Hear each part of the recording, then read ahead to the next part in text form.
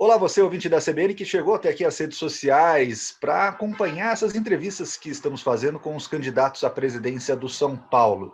No próximo dia 12 de dezembro, o Roberto Natel e o Júlio Casares, que hoje é o convidado, vão disputar essa presidência para o mandato pelos próximos 3 anos.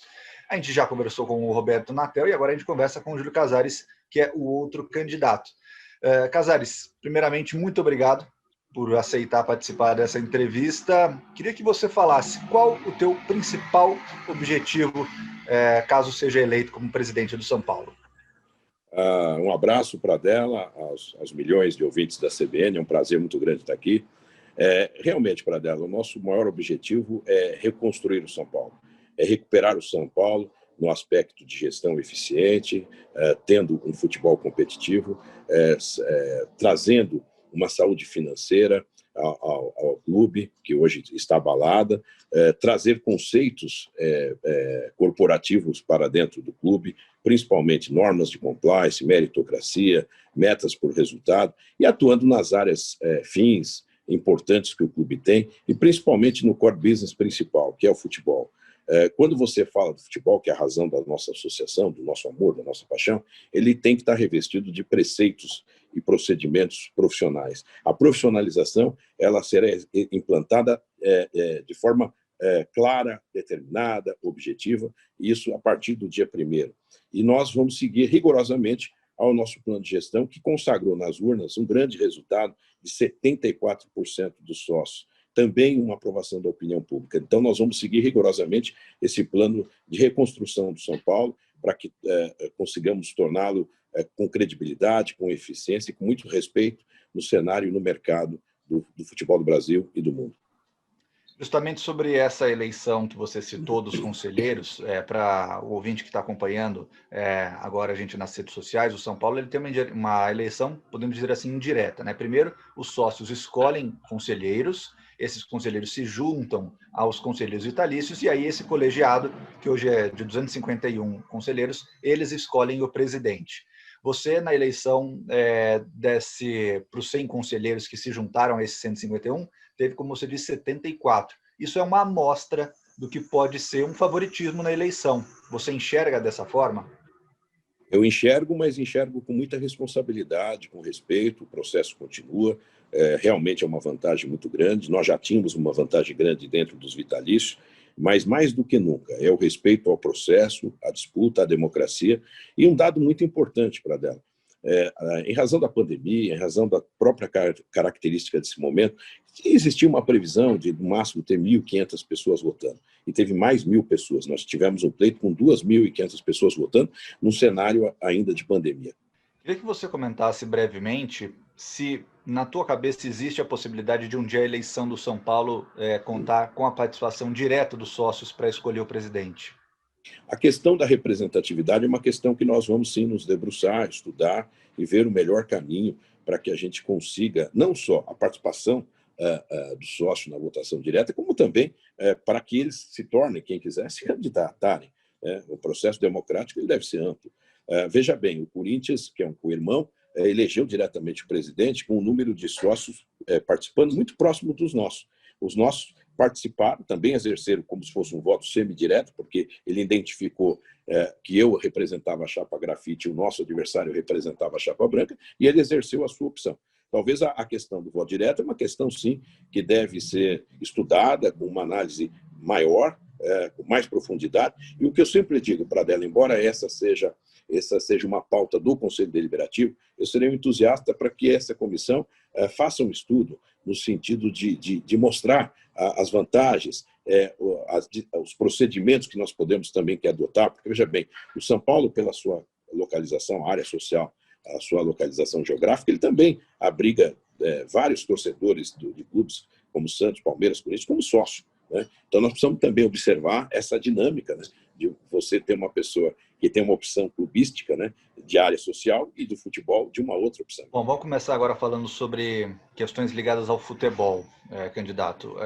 As dívidas do São Paulo, a gente tem acompanhado que tem acontecido de ano a ano. As receitas em 2020 caíram, inclusive eu estava acompanhando uma reportagem do Rodrigo Capello no Globoesporte.com, citou que no terceiro trimestre, mais uma vez, o São Paulo arrecadou menos do que se imaginava. Claro, existe toda essa questão da pandemia, mas ele até cita, inclusive, nessa reportagem, que o São Paulo não divulga esses balanços, falta uma certa transparência com relação aos números para o torcedor que acompanha.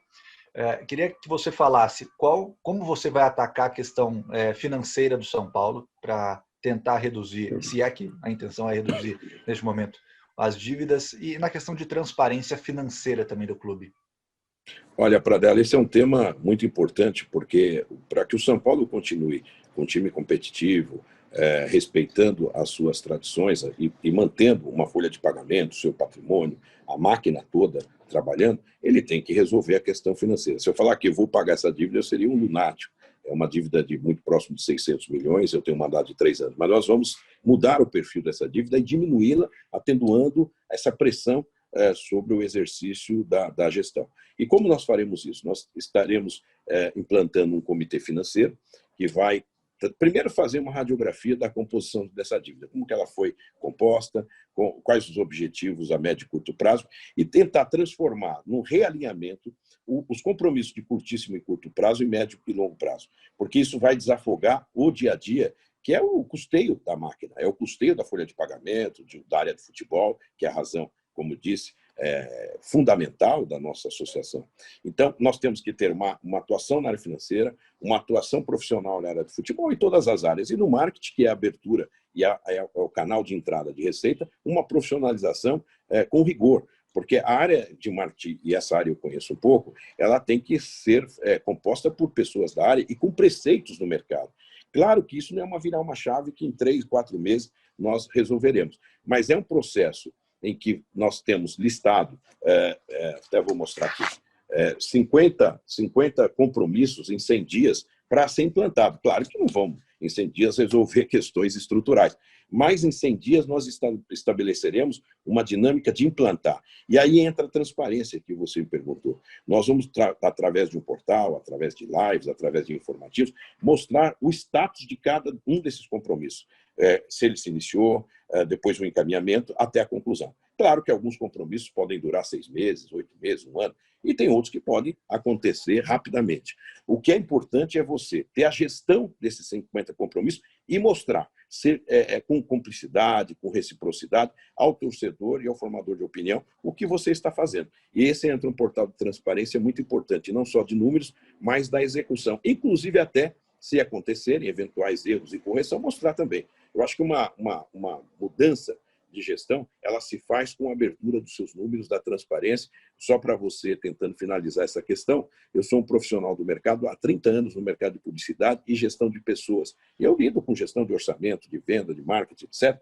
E eu estou me afastando de uma carreira exitosa, de 30 anos, graças a Deus, entregando resultado, para me dedicar exclusivamente ao São Paulo.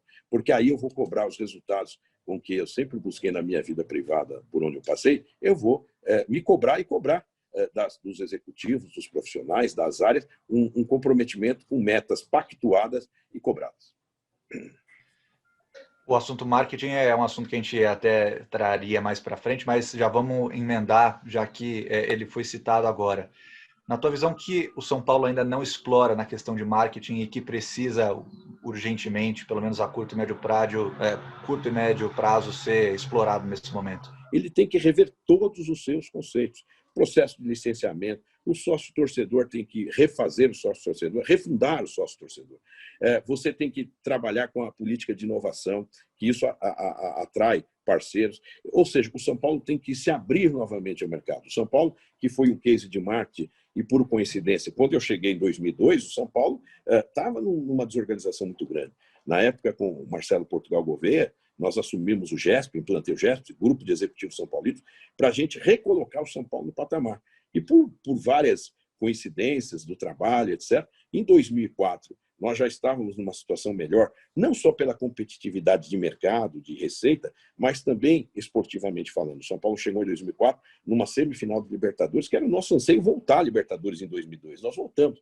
Em 2002 fomos semifinais. O que aconteceu? Aliás, em 2004 fomos às semifinais. E o que aconteceu em 2005? Um conjunto de conquistas. Porque quando você volta, como o São Paulo hoje, o elenco está voltando a disputar a ponta e tal, é probabilidade. Você fica muito mais próximo da conquista. Mas para você ter conquista, você tem que ter um trabalho introdutório, um embrião de fortalecimento da marca, de princípios, de plano diretor e, principalmente, de comprometimento dos seus colaboradores. E o São Paulo vai buscar esse caminho a partir de 2021. Ele dá sinais bons dentro de campo, mas ele precisa melhorar muito fora de campo. Mas muito, porque um clube de futebol ele tem que buscar um título, mas ele não pode buscar um título a qualquer custo, porque senão o título pode não acontecer, porque é jogo, o jogo é assim, e depois você já assumiu o compromisso que inviabiliza uma retomada. Então nós temos que ter muito equilíbrio nesse sentido. Nós vamos trabalhar nessa visão, o marketing proativo, profissional, e que pense o São Paulo como marca, como produto e principalmente como reposicionamento junto ao mercado. Vamos falar agora sobre time, sobre jogadores, sobre elenco, sobre treinadores. Questão de renda, o São Paulo consegue muitas vezes não se recuperar, mas consegue esse dinheiro geralmente com vendas de jogadores e principalmente os garotos que vêm da base e sobem para o profissional são os que geram mais receita neste momento. Na tua visão, como que o São Paulo precisa lidar com isso? Muitas vezes os atletas saem muito novos, não tem tanta identificação com o time.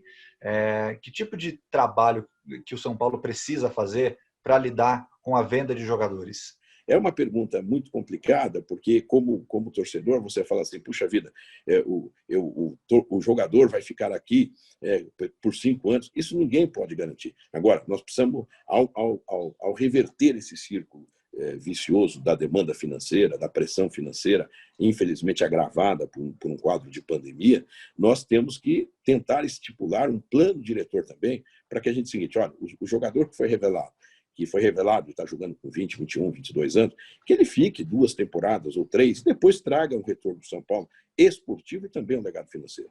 Então, esse é um objetivo, né? Então, nós vamos também traçar metas, não só na categoria de base, mas principalmente na promoção dele para profissional. Quando ele chegar no profissional, todos esses vetores de garantias e de travas profissionais, contratuais, de multa, etc., e motivação para que ele também tenha vontade de estar ali e ele dizer, olha, eu quero ir para a Europa, mas num momento adequado. E aí sim, nessa conscientização, você ter ganho esportivo, ganho financeiro e também, olhando para trás, na revelação de novos jogadores. A base, ela tem que ter mais informação científica. A base do São Paulo revela muito, mas ela tem que também captar jogadores. O São Paulo, na minha visão, precisa de uma captação. Não é só o jogador que vai lá, que faz o teste, que um olheiro traz, um agente leva, que essa é a realidade, mas ele precisa captar jogadores pelo Brasil e no mercado sul-americano. De repente, você tem um garoto de 16 anos que está atuando no Paraguai, no Chile, na Argentina. Nós temos que ter um olhar também para o mercado sul-americano e nacional. Você pega no Nordeste, no Sul, e você captar esses jogadores para cá.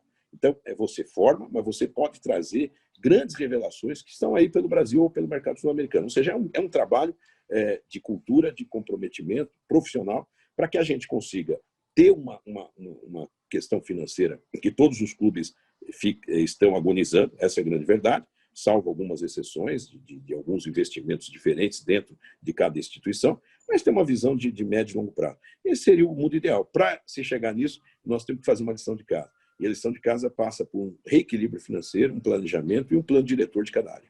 A próxima pergunta é a seguinte, candidato. Com relação ao futebol, hoje a gente está gravando essa entrevista num sábado pela manhã.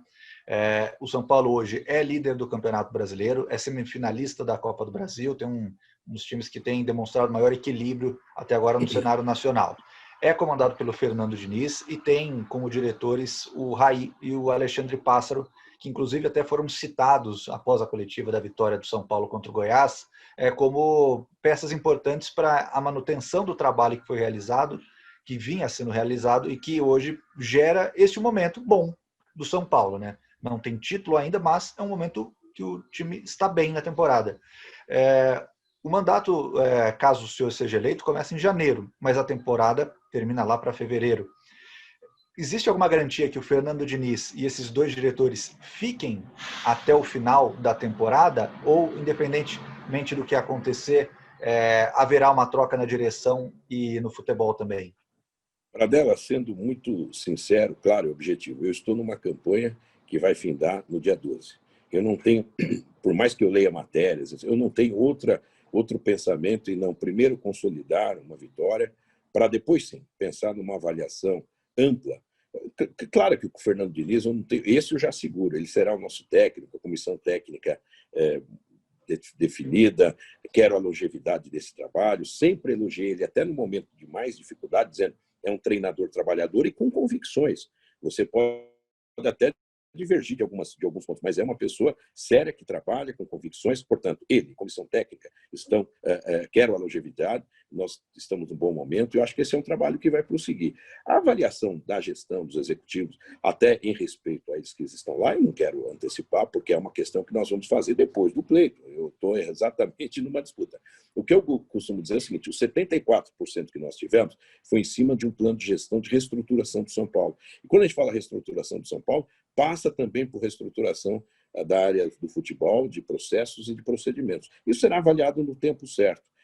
Os 74% que as urnas sinalizaram é realmente de efetiva mudança. Eu não gosto de avaliar nenhum trabalho, nem por um mês inicial, positivo ou negativo, nem por um mês final, positivo ou negativo. É um conjunto da obra. E essa avaliação, para um é de 5 anos, para outro é de 3 anos, porque o contexto todo é do mandato, nós faremos no tempo oportuno, e principalmente na transição. Acho que é muito importante uma transição profissional. Portanto, eu quero dizer, a única coisa que eu posso afirmar é que o Diniz, eu não gosto da palavra prestigiado, não, o Diniz é o nosso técnico, quero com ele sentar e fazer um planejamento para os 3 anos, se possível, porque eu tenho mandado 3 anos, eu gosto de trabalhar com longevidade, com pessoas de confiança, com o espírito da filosofia, porque não é só a gestão do resultado dentro de campo, mas é a gestão orçamentária e o desequilíbrio. O que adianta eu ter apenas um resultado, um sucesso esportivo, e eu ter uma condição financeira que compromete por décadas? Isso tudo tem que ser avaliado no campo de orçamento, de investimento e num cenário profissional. E será feito depois da nossa confirmação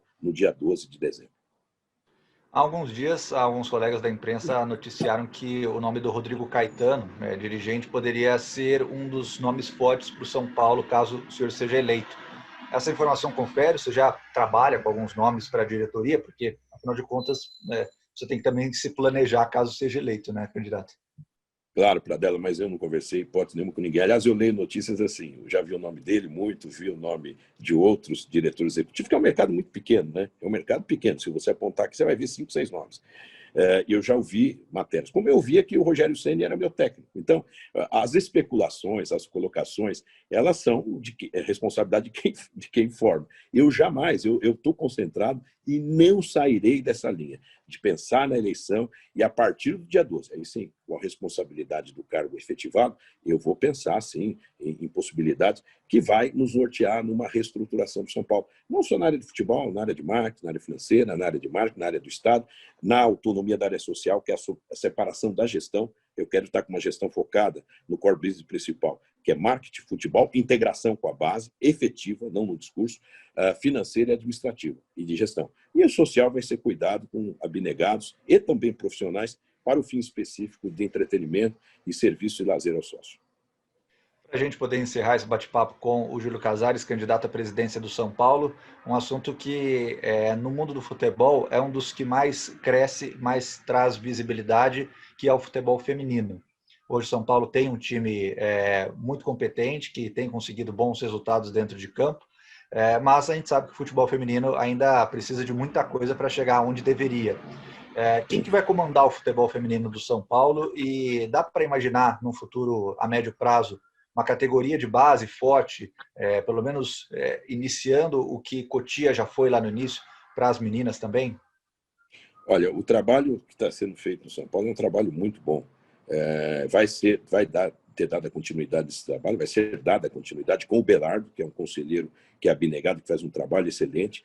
Apenas eu vou oferecer ao Belardo uma condição melhor, com mais pessoas dentro de uma comissão da diretoria do futebol feminino, a sinalização para um trabalho de base, elas que têm um espaço de treinos e de trabalho em Cotia, porque eu acho um absurdo elas treinarem no campo opcional do sócio, atrapalha o sócio e não é profissional com elas. Nós temos lá 9 campos, não é possível que a gente não consiga, através de uma gestão profissional, garantir que elas façam lá. Hoje elas já têm um ônibus para transporte, um ônibus próprio. Então, devagar. O futebol, que é uma exigência do Profut, no São Paulo, ele não é só exigência do Profut, ele é um projeto a longo prazo. Agora, é claro que ele também tem que se pagar. E aí que entra o trabalho profissional. Eu quero que o marketing tenha um olhar 360 graus para o futebol masculino, para o futebol feminino e para todas as atividades fins do São Paulo. Essa dinâmica que nós vamos ter. Claro que é um trabalho gradativo, não dá para que você diz, olha, a estrutura que montava um investimento X em valor, eu vou aumentar. Não, eu tenho que fazer isso tudo no compasso do equilíbrio financeiro e da nossa dívida, que é real e aflitiva. Mas com medidas nós vamos tirando essa agonia, tirando o São Paulo da UTI, passando por uma semi-UTI, depois indo para o quarto, até ter uma alta da sua saúde financeira. E é isso que nós sonhamos com o futebol feminino também, e com modalidades como o basquete, que é hoje uma grande realidade, o sócio pro um time competitivo, uma bela gestão, que também tem que ter a contrapartida do marketing e da receita da comercialização do produto. Júlio Casares, candidato à presidência do São Paulo, no dia 12, nós saberemos quem comandará o clube pelos próximos 3 anos. Queria agradecer pela entrevista. Boa sorte para você nesse finalzinho de campanha e nos falamos em breve. Não tenha dúvida, Pradella, eu quero abraçar você, os seus ouvintes da CBN, uma rádio realmente que toca a notícia e que atinge o Brasil todo com muita penetração, muita frequência. Eu conheço bem esse mercado e é um prazer muito grande